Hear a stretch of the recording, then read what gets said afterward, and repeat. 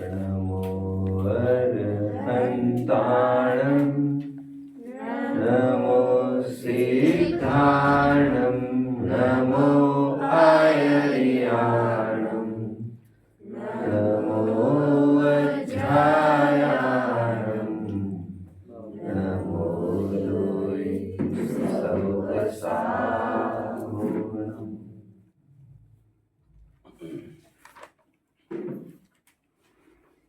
मोक्षार्थियों, उत्तम सौख्य की निरंतर भावना बहाने वाले, निवृत्ति की निरंतर पिपासा लिए हुए एक साधक जीव है। उन साधक भव्य जीव के कुछ प्रश्न आए हैं। आज उन प्रश्नों को हम देखेंगे। प्रश्न यह है कि महावीर निष्कर्म होने पर भी, अर्थात महावीर 8 कर्मों का अभाव कर चुके होने पर भी उनकी आज भी यश प्रसिद्धि हो रही है। वो कैसे हो रही है, किस आधार से हो रही है, ऐसा प्रश्न है। कितने जन मेरे प्रश्न को समझ रहे हैं बच्चों? इस प्रश्न की गंभीरता अभी आपको आएगी, मैं थोड़ा सा उसमें स्टेप करता हूं। जनरली लोग ये समझते हैं कि हमें यश प्रसिद्धि मिलती है, वो किसी कर्म के उदय से मिलती है। और लोग ये समझते हैं कि नाम कर्म की कुल 148 प्रकृतियों में से नाम कर्म की 93 प्रकृतियां है ना, ज्ञानावरणादि कुल 148 कर्म प्रकृतियों में से नाम कर्म की 93 प्रकृतियां है ना, उसमें यशस कीर्ति और अयशस कीर्ति, ऐसे 2 प्रकृतियों का वर्णन है। यशस कीर्ति और अयशस कीर्ति। तो वे लोग ये समझते हैं यशस कीर्ति नाम कर्म के उदय से यश होता है, कीर्ति होती है, प्रसिद्धि होती है। और अयशस कीर्ति नाम कर्म के उदय से डिफेमेशन होता है, डिमोरलाइजेशन होता है। कोई हमारे बारे में गलत सलत बातें फैलाता है और हमारी अप्रसिद्धि कुप्रसिद्धि करता है। लोग ऐसा समझते हैं। मैं इसे 2 प्रकार से अप्रोच करता हूं उत्तर से। पहले तो मैं ये कहना चाहूंगा उनकी ये समझ भ्रांत है, गलत है। यह समझ क्यों डेवलप हुई समझ में नहीं आ रहा है, बट इस समझ को मैं आज खंडन करूंगा इसका 2 प्रकार से। एक तो लॉजिकली और एक तो टेक्निकली। 2 प्रकार से। टेक्निकली मतलब कुछ ग्रंथाधार देकर, अभी लॉजिकली पहले मैं सिद्ध करता हूं। जैसे for example leaning tower of Pisa, जैसे ताजमहल, जैसे the great wall of China, जैसे द स्टैच्यू ऑफ लिबर्टी की बड़ी महिमा है। आज लोग दूर दूर से आते हैं ताजमहल देखने के लिए, दांतों तले उंगलियां दबा देते हैं। इसे वंडर में लिया गया है। तो मेरा आपका सीधा ये प्रश्न है, तो ताजमहल के भी बड़े यशस कीर्ति नाम कर्म का उदय होना चाहिए, तभी तो उसकी इतनी प्रसिद्धि हो रही है।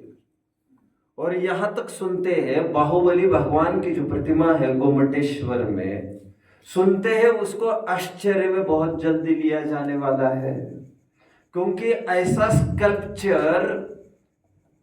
स्कल्पचर जो पहाड़ों में काटकर बनाया गया हो, इतनी विशाल प्रतिमा ऐसा देखने में तो नहीं है। और 1000 साल वो अडिग रह सकती है, धूप छाव में अबाधित रह सकती है एक ही स्टोन से, यह विश्वसनीय नहीं है। तो फिर मेरा ये कहना है, तो क्या उसको भी नाम कर्म का किसी उदय माना जाए क्या? अच्छा, किसी चीज की निंदा होती है लोक में, कीचड़ की मान के चलिए, मान के चलिए विष्टा आदि कुछ अनिष्ट पदार्थ कहे तो उसकी निंदा होने लग जाए, ठंड की, गर्मी की, तो उसके भी कोई यशस नाम कर्म की प्रकृति का उदय कहने में आएगा क्या? नहीं ना, नहीं। और पुद्गल क्यों हुआ भी नहीं करता है ऐसा?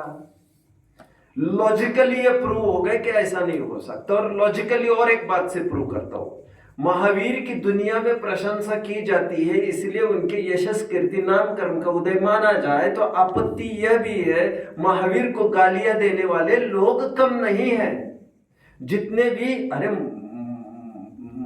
भैया, महावीर की हयाती में ही 5-5 जन खड़े थे तीर और कमान लेकर। महावीर के अपोनेंट्स ही उनके सामने उनकी हयाती में 5 जन खड़े थे, 6 जन खड़े थे।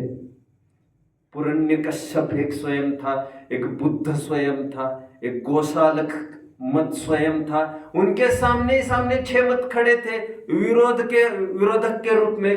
आपको कहने की बहुत जरूरत है क्या? उनके जो होने वाले गणधर थे गौतम, उनको बुलाने के लिए जब इंद्र चले गए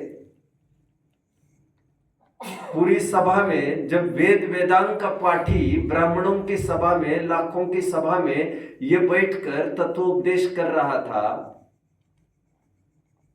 तो जब इंद्र वहां पर बावनिया के भेष में आए थे, छद्म भेष में आकर खड़े हुए थे हाथ जोड़कर, और उन्होंने जब परिचय दिया अपना, ये महावीर के शिष्य, तब क्या बोले थे? तब इंद्रभूति गौतम ये बोले थे, अच्छा अब उस धोखेबाज, उस बाजीगर, उस छलिया, उस दंभी के अब चेले हो। उसकी इमेज, छवि कोई बहुत अच्छी थोड़ी थी महावीर के प्रति। अरे जब महावीर के हयाती में यह हालत थी महावीर की, अभी तो महावीर जाकर काफी टाइम हो, और सबसे कम फॉलोअर्स जैन के हैं आज। क्या कहा मैंने बच्चों? सबसे कम फॉलोअर्स जैन के हैं। कहने को पारसी समाज सबसे कम होगी, बट पारसी के स्वतंत्र देश है, जैसे ईरान स्वतंत्र देश है, जैनियों का कोई स्वतंत्र देश, इस्लामिक स्वतंत्र कंट्रीज है, क्रिश्चियन स्वतंत्र कंट्रीज है, स्टेट्स मिलेंगे, कुछ मिलेंगे, कुछ नहीं तो हिंदू तो मेजर पार्ट भारत का ही है। एनीवे छोड़ दो, मुझे तो अभी इतना सा ही कहना है। तो महावीर की प्रशंसा की आप बात करते हो, महावीर की बदनामी और महावीर से नाखुश भी बहुत जन है।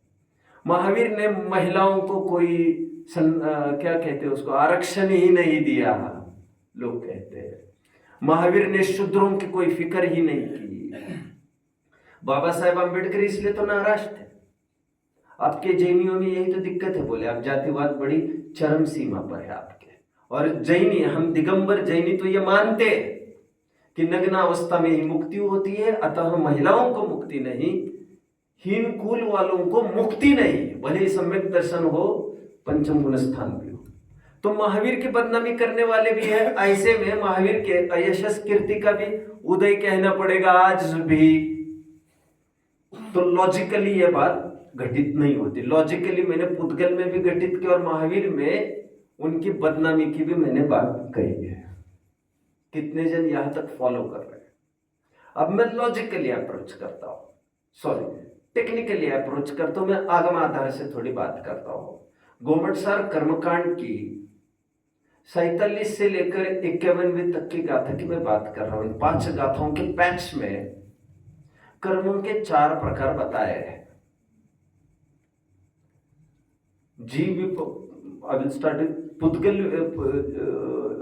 पुद्गल विपाकी, भव विपाकी, क्षेत्र विपाकी, जीव विपाकी। मैं क्रम भी ढूंढ रहा था, सच पूछो तो मैं क्रम भी अक्रम से नहीं कहना चाहता कुछ।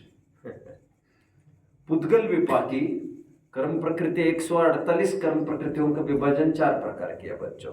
जैसे घाती अघाती किया ना, वैसे कुछ पुद्गल प्रकृतियां, पुद्गल विपाकी प्रकृतियां कही। 62 ऐसी प्रकृतियां है जिन कर्मों का उदय, जिन कर्म प्रकृतियों का संबंध डायरेक्ट पुद्गल से है। जैसे फॉर एग्जाम्पल हमें शरीर मिला औदारिक, ये औदारिक नाम कर्म के उदय से मिला, ये पुद्गल विपाकी। जो भी कलर मिला हमको, गोरा काली चमड़ी मिली है हमको, जैसे अंग उपांग मिले हैं, आंख छोटी मिली होगी, आंख बड़ी मिली होगी, कान नाक छोटी मिली होगी, बड़ी मिली होगी, किसी की डिसलोकेटेड होगी, कहीं ऊपर नीचे जैसी भी हो, तो वो टोटली पुद्गल विपाकी नामकरण के उदय से मिली है। कुछ पुद्गल विपाकी प्रकृतियां है 62, जिनका संबंध पौद्गलिक जितनी चीजें मिली है जीव को, जैसे शरीर है और शरीर के स्पेयर पार्ट्स, तो यह सब पुद्गल विपाकी 62 प्रकृति। कुछ बहु विपाकी प्रकृतियां 4, मनुष्यायु, देवायु, नरकायु, तिर्यंचायु। इन बहुविपाकी से जीव और शरीर का बॉन्ड बना रहता है उतने टाइम के लिए, इसे बहुविपाकी प्रकृति कहते हैं। आयु, 4 आयु, 4 क्षेत्र विपाकी प्रकृतियां कही है बच्चों, नरक गत्यानुपूर्वी, तिर्यंच गत्यानुपूर्वी, देव गत्यानुपूर्वी, मनुष्य गत्यानुपूर्वी। ये होता ही इतना सही है, जब कोई जीव मर जाता है तो मरने के बाद जब वो मनुष्य होने जा रहा है, तो मनुष्य होने जा रहा है, दूसरा शरीर धारण करने वाला है जीव, तो बीच के पैच में विग्रह गति में पूर्व शरीर प्रमाण ही उसका आकार बना रहता है। उस आकार के लिए रिस्पॉन्सिबल ये क्षेत्र विपाकी प्रकृति है। जैसे इसमें अभी जो उदाहरण थे उसमें मनुष्य गत्यानुपूर्वी कारण होता है। कितने जन मुझे फॉलो कर रहे हैं बच्चों? एक शरीर छोड़कर दूसरे शरीर को पकड़ने जाएगा जीव, तो बीच में जीव आकार कौन सा लेगा? तो कहते पूर्व जो शरीर था उस शरीर के आकार ही बना रहेगा, और फिर बात 1 2 3 सेकंड की, 1 2 3 समयों की ही तो है। चौथे समय में से अधिक चौथे समय में तो नया शरीर धारण करना ही करना है। बीच में 1 2 3 समयों की बात है बस।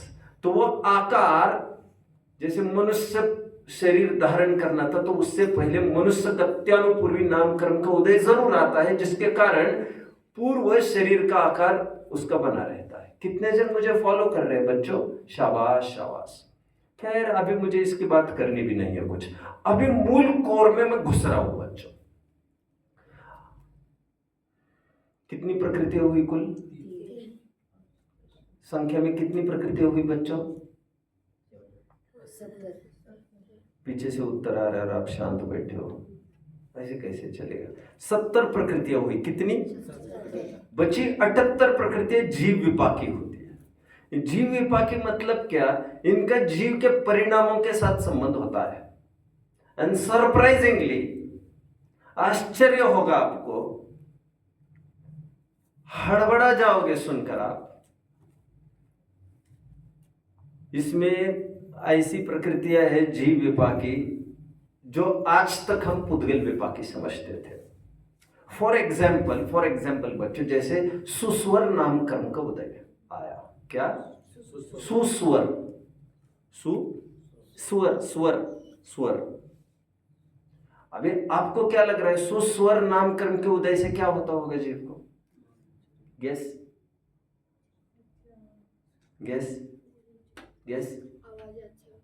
इन्हें 5 पॉइंट दे दो। इनका गेस ये है कि इससे अच्छी आवाज होती है। अनुमान ही है आपका, आपका उत्तर सही नहीं है। लोग ऐसा समझते हैं, लेकिन मार्क्स पॉइंट सबको सही के ही दिए। आप समझ रहे बात को? लोग ये समझते हैं सुस्वर नामकरण के उदय से आवाज अच्छी होती है। एक दुस्वर नामकरण भी है, लोग समझते हैं दुस्वर नामकरण के उदय से आवाज खराब मिलती है। जैसे औदारिक शरीर के उदय से औदारिक ही शरीर मिलेगा, वैक्रिक शरीर नामकरण के उदय से वैक्रिक ही शरीर मिलेगा, उस सुस्वर से सुस्वर मिलेगा। लोग ऐसा समझते हैं, बट वे भूल जाते हैं ये जीव विपाकी प्रकृति है। जीव विपाकी प्रकृति मतलब दिस प्रकृति has nothing to do with पौद्गलिक चीजें। आपके पोजीशन से इससे लेने देने नहीं, आपके परिणामों से लेने देने।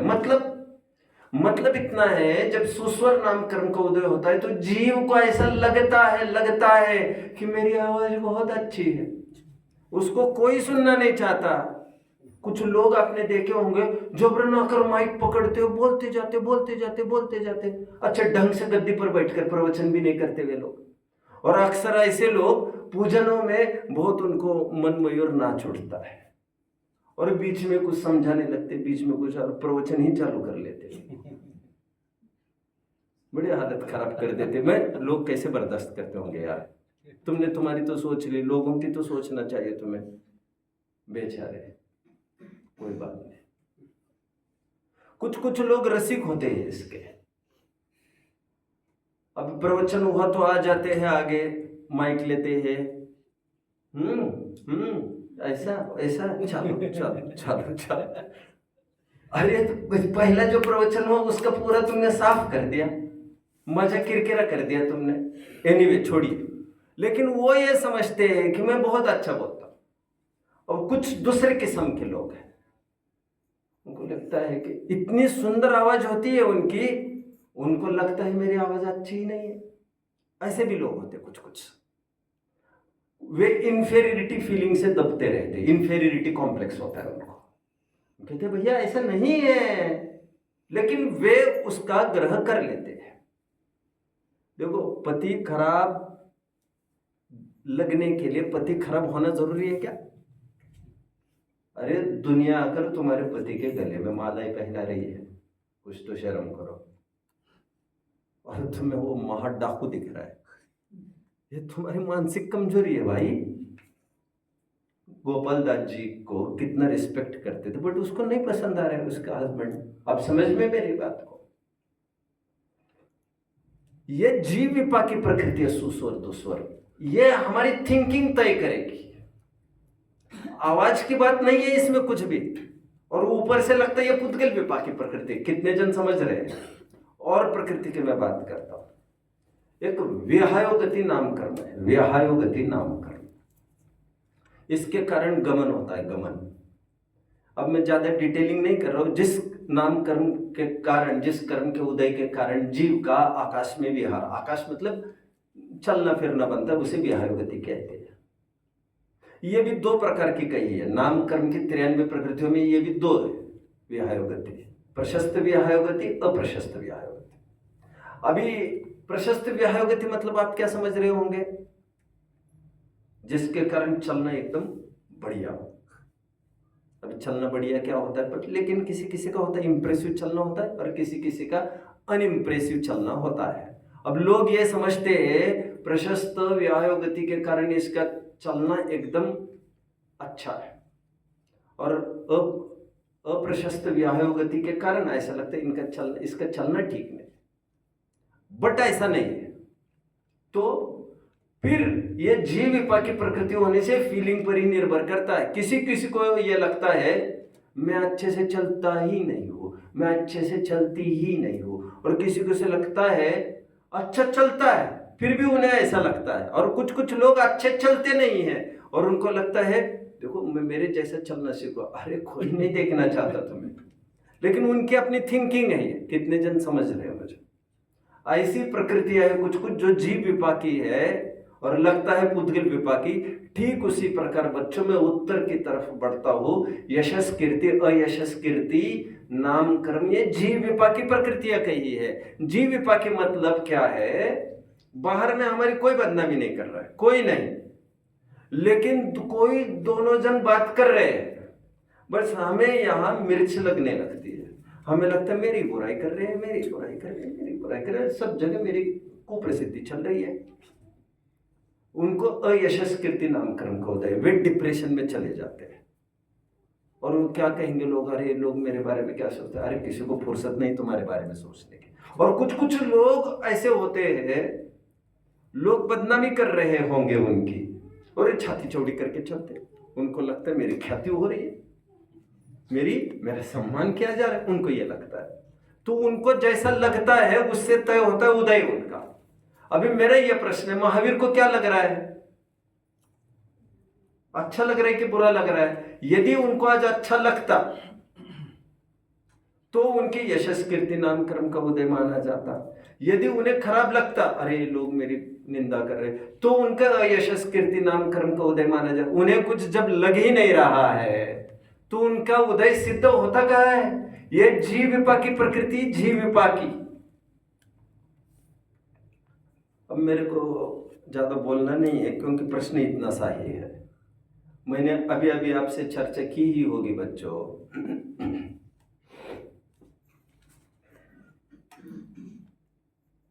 8वें गुणस्थान में मुनिराज 8वें गुणस्थान में क्षपक श्रेणी पर आरूढ़ टेक ऑफ करने वाले कर रहे हैं, टेक ऑफ, उड़ान भर रहे हैं निर्वाण की तरफ। क्षपक श्रेणी है केवल ज्ञान और तुरंत निकलना है अंतर्मुहूर्त में उनको। अभी वहां पर कोई आया दुर्जन और उनके हाथ पैर तोड़ दिए। हो सकता है ऐसा? अरे कुछ भी हो सकता है। अभी कोई केवल ज्ञान थोड़ी हुआ है जो उपसर्ग न हो उनका। केवल ज्ञान तक तो उपसर्ग हो ही सकता है, केवल ज्ञान के बिल्कुल अंतिम पहले पॉइंट तक हो सकता है। अभी उनको ऐसा किया जा रहा था, उनके कौन सा उदय माना जाए, असातवेदने का कि सातवेदने का? अब लोग तुरंत ये कहते साहब इसमें तो असातवेदने का उदय आ गया उनके। बाबा उनके 7वें गुणस्थान के ऊपर असातवेदने की उदीर्णा कहीं ही नहीं है और उदीर्णा में कार्य दिखता है। तो ये हाथ पैर टूट रहे।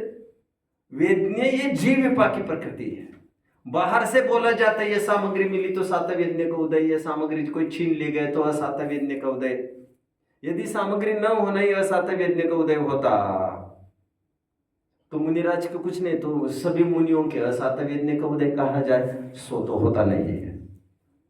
घर में बैठकर, ऐसे के घर में बैठकर भी कोई दुख का फीलिंग कर रहा है तो उसके असाता का वेदने का उदय माना जाएगा। झोपड़पट्टी में बैठकर कोई सुख का फीलिंग कर रहा है तो उसके साता वेदने का उदय माना जाएगा।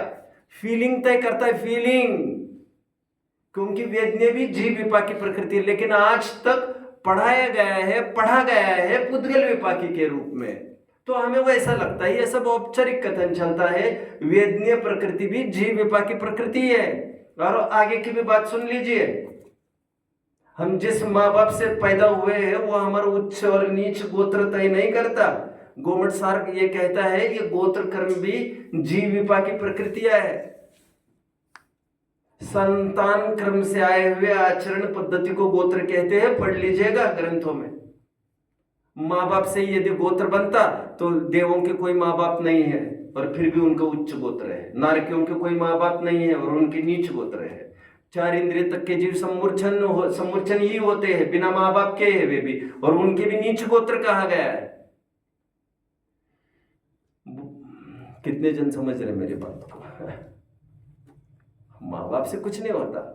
उसी कोख से रावण भी पैदा हुआ है, उसी कोख से विभीषण भी पैदा हुआ है। ये क्यों बोल रहे? उसी कोख से कुंभकर्ण भी पैदा हुआ है। कोई निर्वाण को जा रहा है, कोई नरक में जा रहा है, कोई स्वर्ग में जा रहा है। अब गोत्र कोई खराब अच्छा थोड़ी होता है। उसी कोख से राम पैदा हुआ है, उसी कोख से लक्ष्मण पैदा हुआ है। कोई नरक में जा रहा है, कोई मोक्ष में जा रहा है। कोई इक्ष्वाकु वंश अच्छा, ये कोई टैग थोड़ी लगा है। उसी वंश में से मारीच पैदा हुआ है, जिसमें से आदिनाथ पैदा हुआ है। कितने जन समझ रहे हैं मेरे बात? अब गोत्र को अच्छा बुरा कहना ये तो बाहर की उपचार पद्धति है। वेदनीय गोत्र नामकर्म की काफी कुछ, ये जीव विपाकी प्रकृति है। जीव विपाकी प्रकृतियां, पुद्गल का इनसे कोई लेना देना नहीं है।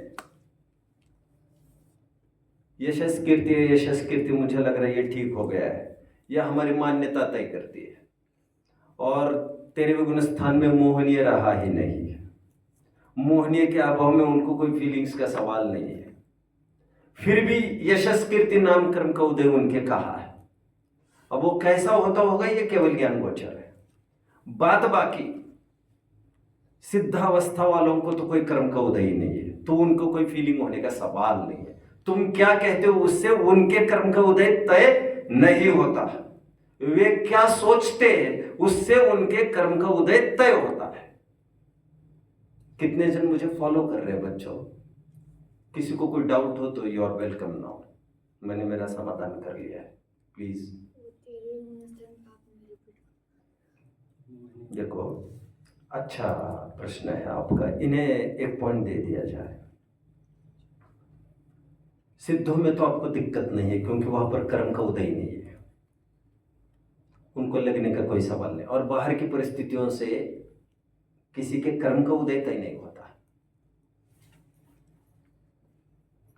बाहर की मतलब शरीर के बाहर 148 कर्म में ऐसा कोई कर्म नहीं है जिसके कारण हमें कोई बीवी मिले, बच्चे मिले आदि। इसलिए बीवी बच्चे किसी कर्म के उदय से मिलते नहीं है क्योंकि वे मिलते ही नहीं है। 148 कर्म प्रकृतियों में कोई पुद्गल मिलता है यदि हमें, तो शरीर तक ही रेंज है उसकी। सिद्धों में 8 कर्मों का अभाव होने से उनकी यशस कीर्ति नाम कर्म का भी उदय चला गया, तो उनको जो फीलिंग है मेरी प्रसिद्धि चल रही है वो भी होने का सवाल नहीं है। तो बाहर में कोई कुछ क्या कहता है उससे तो कोई फर्क भी नहीं पड़ता। बट ये तो सिद्धों की बात हुई। बट अरहंतों में यशस कीर्ति नाम कर्म का उदय है। अभी वे क्या फील करते होंगे कोई ये सोचेगा, बट फीलिंग तब मायने रखते हैं जब मोहने का उदय हो। ये भी बात उतनी ही सत्य है। और मोहने का उदय रहा नहीं है चौथे गुण 13वें गुण स्थान में, तो मोहने के अभाव में भले ही सातव्यज्ञ का उदय है, अरे सातव्यज्ञ का भी उदय चल रहा है अरहंतों के अनंत भाग, लेकिन मोहने के अभाव में वो उनको सुख दुख का कारण नहीं होता है। ये मैं कह रहा था। किसी को कोई डाउट हो तो पूछिए बच्चों, प्लीज बोलिए। कर्म के 4 प्रकार। कर्म के 4 प्रकार होते हैं, पुद्गल विपाकी, बहु विपाकी, क्षेत्र विपाकी और जीव विपाकी। और बोलिए प्रश्न, किसी को कुछ होगा? है किसी को कोई प्रश्न? चलिए ओम।